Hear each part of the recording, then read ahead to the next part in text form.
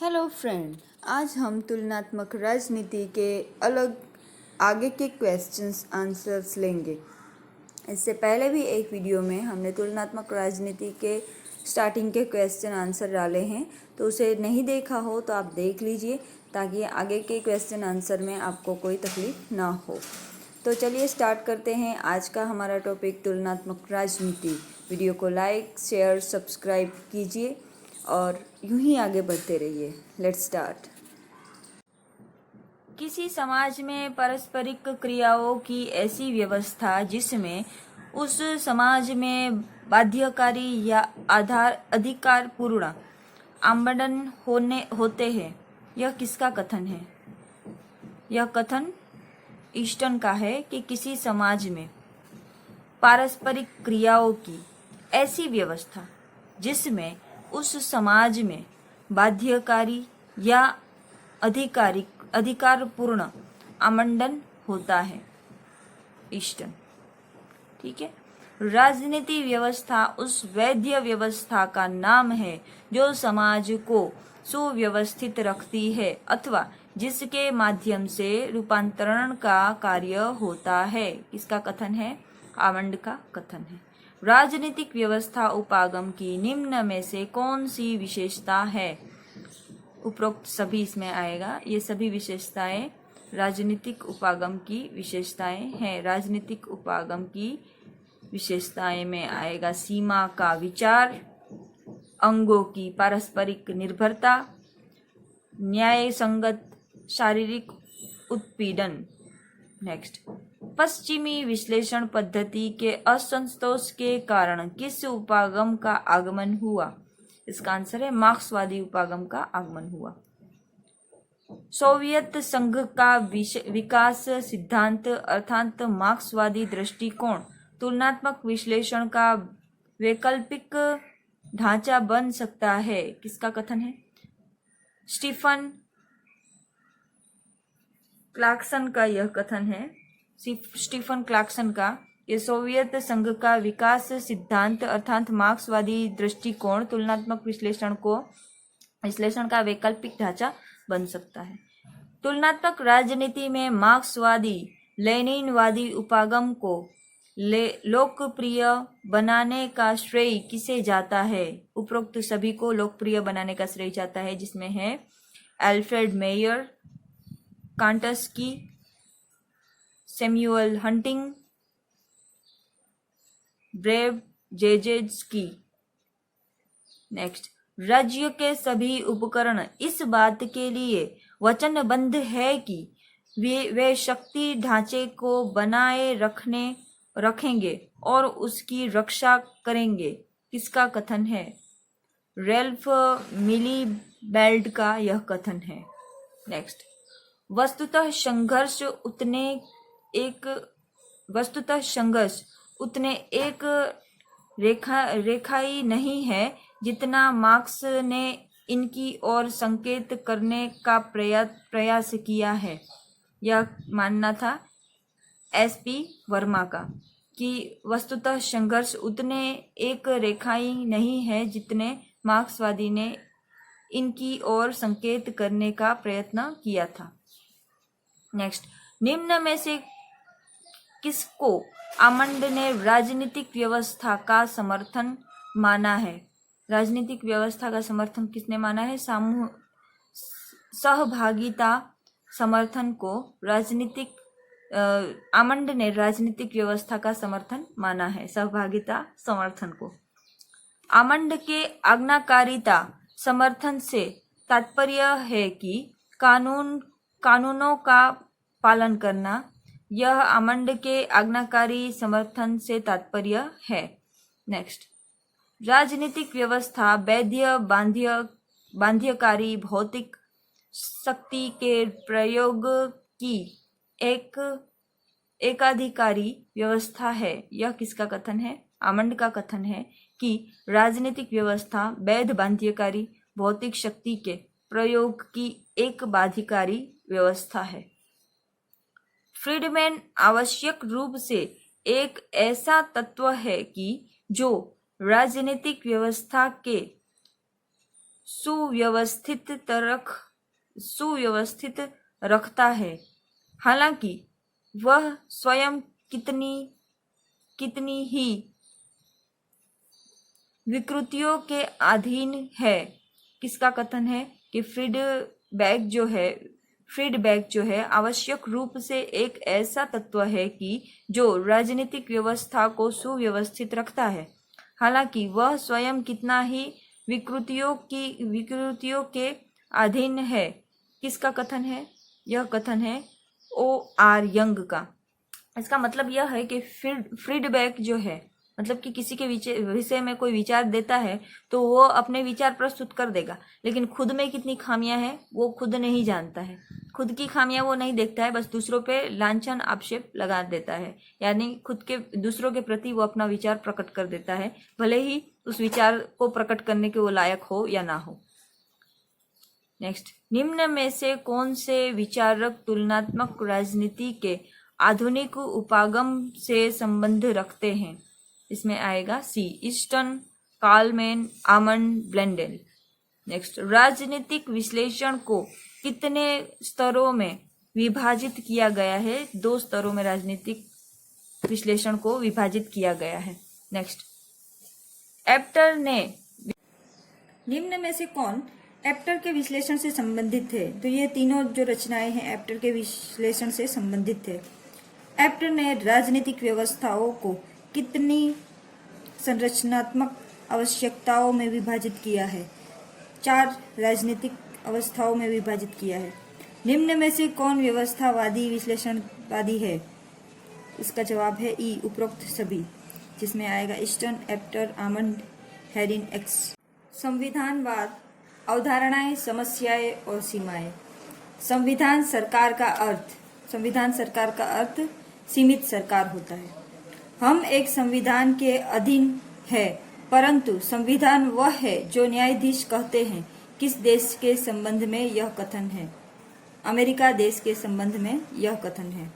Next, सरकार रूपी यंत्र को मोटर तथा ब्रेक युक्त बनाया जाना चाहिए। किसका मत है? यह मत विलियम जे एंड्रयूज का है।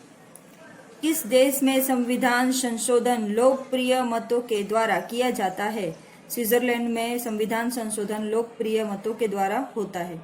निम्न में से किस देश में संविधान को संहिताबद्ध नहीं किया गया है? संहिताबद्ध नहीं किया गया है। न्यूजीलैंड में संविधान को संहिताबद्ध लिखित नहीं किया गया है। वेस्टमिनिस्टर रूपी संविधान कहाँ स्थित है? वेस्टमिनिस्टर रूपी संविधान ब्रिटेन में स्थापित है। इसमें जो पेंसिल से लाइन किया हुआ है वही राइट आंसर है, ब्लू लाइन से जो किया हुआ है वो राइट आंसर नहीं है। तो पेंसिल से जो राइट किया हुआ है उसी को आप ध्यान में लें। किस देश के संविधान को संविधानों की जननी कहा जाता है? ब्रिटेन को संविधानों की जननी कहा जाता है। संविधान का उदारवादी मॉडल पूंजीपतियों के स्वार्थ की सिद्धि करता है। यह कौन कहता है? मार्क्स कहता है कि संविधान का उदारवादी मॉडल पूंजीवादियों के स्वार्थ की सिद्धि करता है। पाश्चात्य जगत के संविधानों को आदर्श संविधान किसने कहा है? कार्ल लावेस्टिन ने पाश्चात्य जगत के संविधान को आदर्श संविधान कहा है। संविधानवाद शोषित वर्गों के लिए सच्ची आजादी का पैगंबर है। यह शब्द किसके संबंध में है? समाजवाद के संबंध में यह शब्द है कि संविधानवाद शोषित वर्गों के लिए सच्ची आजादी का पैगंबर है। संवैधानिक सरकार का प्रादुर्भाव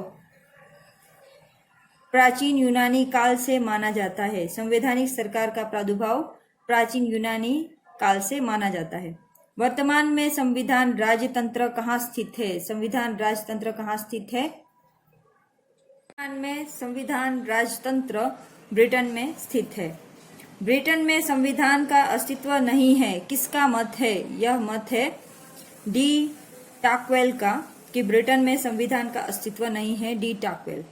संविधानों का सर्वप्रथम व्यवस्थित वर्गीकरण किसने किया? संविधानों का सर्वप्रथम व्यवस्थित वर्गीकरण किया अरस्तु ने।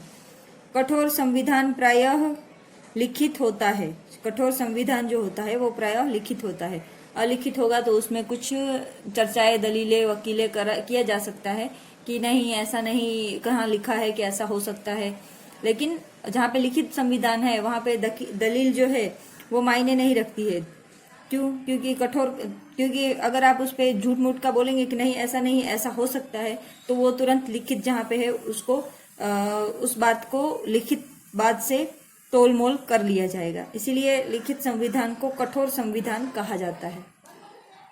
नेक्स्ट, लचीला संविधान प्रायः होता है अलिखित। अलिखित संविधान लचीला होता है।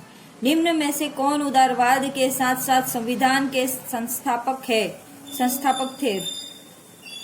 बेंजामिन कॉन्स्टेंट जो है वो उदारवाद के साथ साथ संविधान के स्थापक थे। नेक्स्ट, संयुक्त राज्य अमेरिका का संविधान लिखित है। संविधान विधियों और प्रथाओं का संग्रह है जिसके अनुसार राज्य का जीवन निर्वाह चलता है। यह किसने कहा है? ब्राइस ने कहा है। इंट्रोडक्शन टू द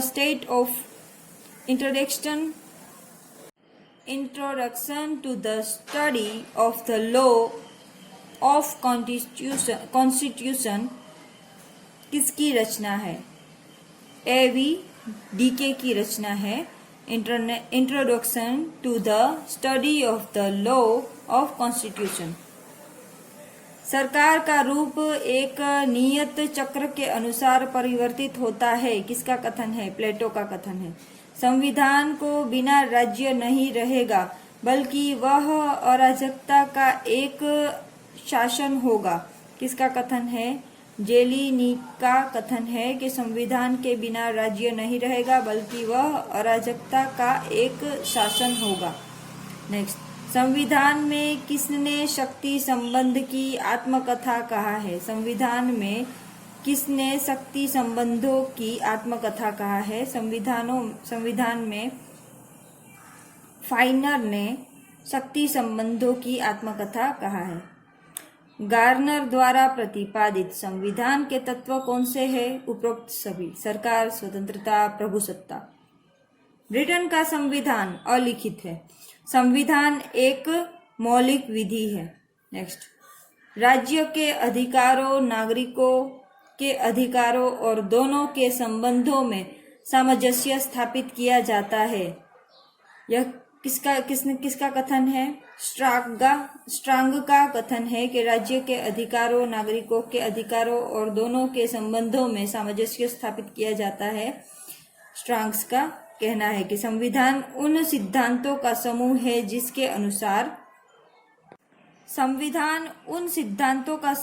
जिसके अनुसार राज्य के अधिकारों, नागरिकों के अधिकारों और दोनों के संबंधों में सामंजस्य स्थापित किया जाता है। किसका कथन है? स्ट्रांग का कथन है। शक्ति विभाजन सभ्य शासन अथवा सरकार का आधार है और यही संविधानवाद का सत्य है। किसका कथन है? कार्ल जे फ्रेडरिक का कथन है। स्थापित संविधान के निर्देशों के अनुरूप शासन को संविधानवाद माना जाता है। शासन को संविधान माना जाता है किसके अनुसार? कोरी और इब्राहिम के अनुसार स्थापित संविधान के निर्देशों के अनुरूप शासन को संविधानवाद माना जाता है। नेक्स्ट, निम्न में से संविधानवाद के आधार उपरोक्त सभी है, जिसमें आएगा संस्थाओं के ढांचे और प्रक्रियाओं पर मतैक्य, समाज के सामान्य उद्देश्यों पर सहमति, कम महत्व गौण लक्ष्यों एवं विशिष्ट नीति प्रश्नों पर सहमति। नेक्स्ट, उद्देश्यों पर सहमति तथा समान राजनीतिक दर्शन में आस्था संविधानवाद की आधारशिला है। किसका मत है? यह विलियम जे एंड्रूज का यह कथन है। विलियम जे एंड्रूज का के उद्देश्यों पर सहमति तथा समानता राजनीतिक दर्शन में आस्था संविधानवाद की आधारशिला है। पॉलिटिकल साइंस एंड इंट्रोडक्शन किसकी रचना है? पिनॉक एंड स्मिथ की यह रचना है। निम्न में से कौन संविधानवाद का तत्व है? उपरोक्त सभी। संविधान अपरिहार्य संस्थाओं का अभिव्यक्तिक है। संविधान राजनीतिक शक्तियों का प्रतिबंधक है। संविधान विकास का निर्देशक है। संविधानवाद की विशेषता है? क्या संविधानवाद की विशेषता है? तो इसके जवाब में आएगा सांस्कृतिक बद्ध अवधारणाएं हैं, यह गत्यात्मक अवधारणा है, यह सहभागी अवधारणा है, यह साधन मूलक अवधारणा है। इसमें पीछे के साइड में ई दिया हुआ है, मतलब कि यह चारों जो है वो संविधान की विशेषताएं हैं, ये सभी आएगा। नेक्स्ट, किसने संविधानवाद को विकास की प्रक्रिया कहा है? कार्ल जे फ्रेडरिक ने संविधानवाद को विकास की प्रक्रिया कहा है। निम्न में से कौन सा आधार पाश्चात्य संविधानवाद का दार्शनिक आधार नहीं है पूछ रहा है। उसमें आएगा राजनीतिक शक्ति का आर्थिक शक्ति के अधीन होना। नेक्स्ट, पाश्चात्य संविधानवाद के संस्थानगत आधार है। कौन से आधार है? उपरोक्त सभी, जिसमें आएगा विधि का शासन, मौलिक अधिकारों व स्वतंत्रताओं का प्रावधान, स्वतंत्रता एवं निष्पक्ष न्यायपालिका। नेक्स्ट, साम्यवादी संविधानवाद के संस्थानगत आधार है। कौन है? उपरोक्त सभी। उत्पादन तथा वितरण के साधनों पर सार्वजनिक स्वामित्व, साम्यवादी दल का एकाधिकार, संपत्ति का समान वितरण, ये तीनों आएगा किसमें? साम्यवादी संविधान के संस्थानगत आधार में। नेक्स्ट, रूस का संविधान ही संविधानवाद की अवधारणा के अनुरूप नहीं है। यह किसका मानना है? विलियम जे एंड्रूज का मानना है। विकासशील देशों में संविधानवाद के समक्ष क्या समस्या है? उपरोक्त सभी समस्याएं हैं, जिसमें आएगा सुरक्षा की खोज, आर्थिक विकास की समस्या, राजनीतिक स्थायित्व की समस्या, यह तीनों आएगा। विकासशील देशों के संविधानवाद के मत में यह किसका विचार है कि राज्य नए हैं और राजनीतिक खेल के नियम प्रवाह में है, इसलिए संविधानवाद अभी तक सुस्थित नहीं है। यह रिगिन्स का कथन है। नेक्स्ट, निम्न में से किस प्रकार की व्यवस्था विकासशील देशों में पाई जाती है? यह विकासशील देशों में उपरोक्त सभी आएगा। संविधानवाद निर्माण की अवस्थाओं में संविधानवाद मिश्रित प्रकृति का है, संविधानवाद प्रवाह के दौर में है, संविधानवाद प्रवाह के दौर में है और संविधानवाद दिशा रहित चरणों में है। निम्न में से किस प्रकार की व्यवस्था विकासशील देशों में पाई जाती है? विकासशील देशों में ये चारों प्रकार की व्यवस्थाएं पाई जाती है, जिसमें आता है संविधान निर्माण की अवस्था में है, संविधान मिश्रित प्रकृति का है, संविधान प्रवाह के दौर में है और संविधान दिशा रहित चरण में है।